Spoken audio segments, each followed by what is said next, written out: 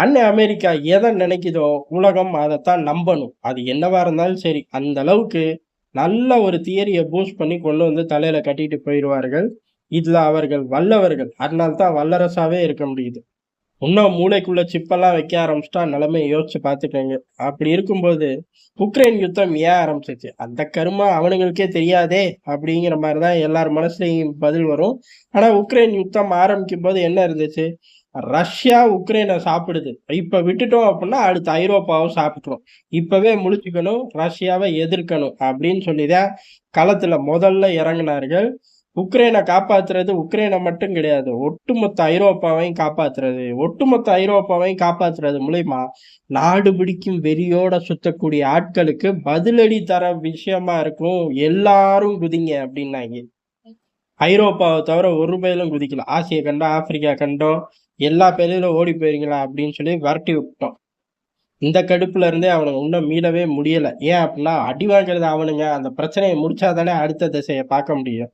ஆனா இப்படிலாம் அவனுங்க பேசினாங்களா அப்படின்னு கேட்டா, இப்படிலாம் பேச வச்சது நம்ம அண்ணன் அமெரிக்கா. இப்ப அண்ணன் அமெரிக்கா என்ன மூட்ல இருக்காரோ, அத நோக்கி நகர்த்த ஆரம்பிச்சுட்டாய்ங்க. இவ்வளவு நாள் என்ன சொன்னாய்ங்க? ஐரோப்பா வலுவா இருந்தா தான் உலகம் அமைதியா இருக்கும். ஐரோப்பா வலுவா இருந்தா தான் ரஷ்யாவ அடக்கி வைக்க முடியும். உக்ரைன பேக்கப் குடுக்குற வரையும் தான் நேட்டோவோட எதிர்காலமே இருக்கு அப்டின்னாய்ங்க. இப்ப அப்படியே ரிவர்ஸ்ல போக ஆரம்பிச்சுட்டாய்ங்க. இந்த யுத்தத்த முடிச்சா மட்டும் தான் நேட்டோவால நிம்மதியா மூச்சு விட முடியும் அப்படிங்கிற மாரி ரிவர்ஸ்ல வர ஆரம்பிச்சுட்டார்கள். ஏன் அப்படின்னா, இந்த மாரி நேரங்கள்ல தான் அமெரிக்கால உள்ள திங்க் டேங்க்களோட தொல்ல தாங்காது. "யார்றா நீங்கலாம்? நாங்க யாரா இருந்தா உனக்கு என்ன? நாங்க ரிசர்ச் பண்ணி ஆர்டிக்கிள வெளியிட்டோம். இத எடுத்து பக்கம் பக்கமா புரியிற மாரி பேசிக்க." புரியாட்டியும் பிரச்சனை இல்லப்பா. நாங்களே வந்து பேசிக்குவோம். எப்படி வசதி? அப்படிங்கிற மாரி கிளப்பி விட்டுருவாய்ங்க. ஆட்டோமேட்டிக்கா அந்த மக்கள் மனசுல இருந்து பெரிய அளவு ஒரு தாக்கத்தை ஏற்படுத்தும். தலைவர்களோட ஒவ்வொரு எண்ண ஓட்டத்திலயும் குடுக்கக்கூடிய உத்தரவுகள்லயுமே மாற்றம் வந்துரும். அப்படி எல்லா விவகாரத்திலயும் பண்ணி வச்சுருவாய்ங்க. அப்படிதான் இப்ப ஐரோப்பாவ ரஷ்யா தாக்கிருச்சு. எப்படா தாக்குச்சு? ஒருத்தன தாக்குனா தான் நம்ம எல்லாரும் சேர்ந்து போய் அடிப்போங்கிறது தானே இந்த நேட்டோவோட முதல் அஜெண்டாவே. அத மீறி அவன் எப்ப தாக்குனான் அப்படின்னு கேட்டா, ஹைபிரிட் வார்ஃபேர் நடந்துகிட்டு இருக்கு அப்படின்ட்டாய்ங்க. என்னதான் சொல்ல வர? சொல்லேன் அப்படின்னு சொன்னா, ஐரோப்பா ஆபத்துல இருக்கு. ரஷ்யா ஏற்கனவே தாக்குதல் ஆரம்பிச்சிருச்சு. எப்புட்றா ஆரம்பிச்சிருச்சு? உக்ரைன் யுத்தத்த ஆரம்பிச்சது மூலியமா பெரிய அளவுல அகதிகள் இப்ப ஐரோப்பாவுக்குள்ள ஜாஸ்தி ஆயிட்டார்கள். ஏற்கனவே அகதிகள் பல்வேறு பகுதிகள்ல இருந்து ஐரோப்பாவுக்கு பெரும் தலைவலி. இப்ப உக்ரைன் நிலத்தில இருந்தும் அகதிகள் பெரும் தலைவலியா ஐரோப்பாவுக்கு மாறுறார்கள். அதாவது உக்ரைனியர்கள சொல்றார்கள். நீங்க தானடா அவனுங்கள வாங்க, வாங்க இங்க பாதுகாப்பா இருங்க அப்படின்னு சொன்னீங்க. அப்படி இருங்கன்னு சொல்லிட்டு, பின்னாடியே ஜெலன்ஸ்கி வந்து ராணுவத்துக்கு ஆள் வேணும்னோனே புடிச்சும் குடுத்தாய்ங்க. இவ்வளோ அக்கப்போரையும் பண்ணிட்டு, இப்ப அவனுங்களே ஏதோ ஓடி வந்த மாரி பேசுறீங்களேடா! அப்படின்னு கேட்க முடியாது. இதன் மூலியமா பொருளாதாரத்துல ஒரு தள்ளாட்டம். அதே மாரி இதையே காரணமா வச்சு, பல முக்கியமான அத்தியாவசிய உள்கட்டமைப்புகள ரஷ்யா அடிச்சு உடைச்சிருச்சு அப்படின்ட்டாங்க. ஏன்னா, நார்ட் ஸ்ட்ரீம் பைப்ப வெடிக்க வச்சது நீங்க தான்.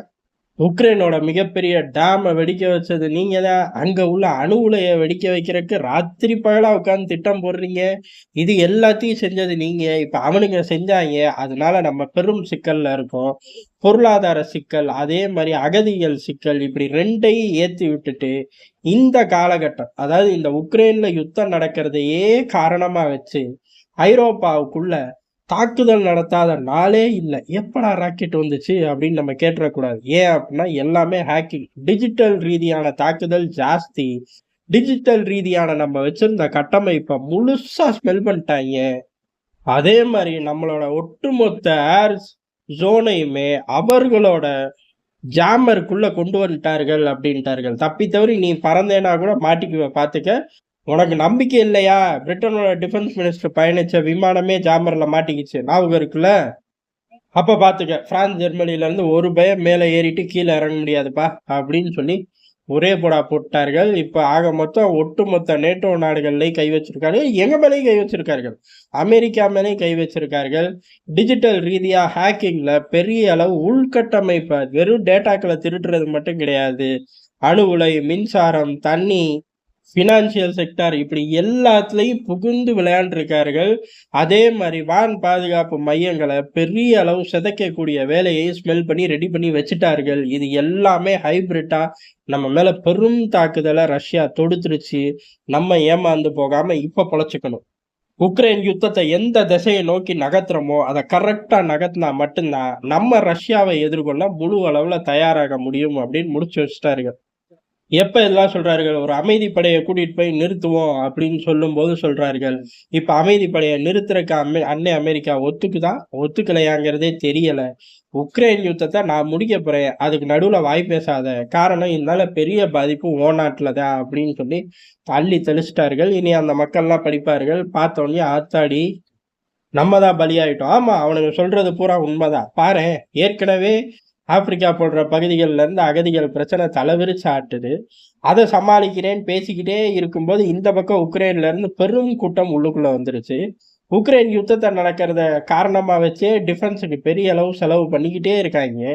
அதே காரணமா வச்சு உள்ளூர்ல விலைவாசி அப்படிங்கிறது கட்டுக்கடங்காம போகுது.